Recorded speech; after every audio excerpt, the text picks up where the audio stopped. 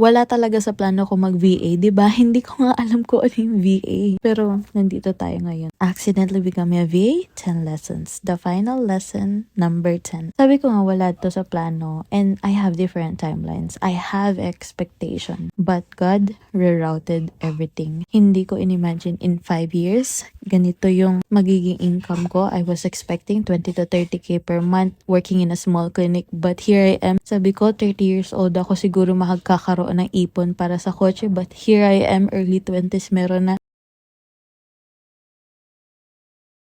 God rerouted everything. Sabi ko sa inyo, pag inuuna nyo si God, if you have the same faith, respect for other faiths naman. Pag inuuna mo si God, ibibigay niya sa'yo yung para sa'yo. Hindi yung kung anong gusto mo, yung para sa'yo na magugustuhan mo lalo.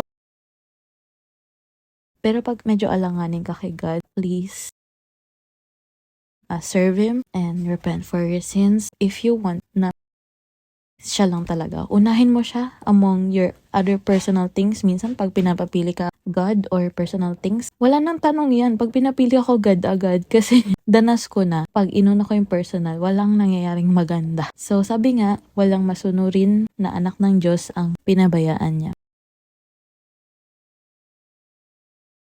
Cheat code sa buhay if you wanna be successful. So this is a bit long because this is the final lesson and this is the lesson that I want to share to everyone kasi ito talaga yung cheat code in life. So when you let God lead, even accidental paths make sense.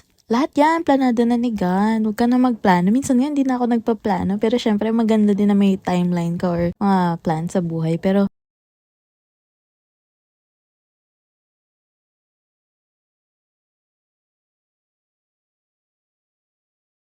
so this is me, accidentally becoming a VA, sharing lessons to help you aspiring VAs, and pang general life lessons na din. So search hashtag KTVA1 kasi so you can search the whole series of these 10 lessons and follow so we can keep in touch para sa iba pang tips and stories that I can share with you. Thank you so much for listening for all the 10 lessons. Have a great day and sprinkling you VA glitters. Bye!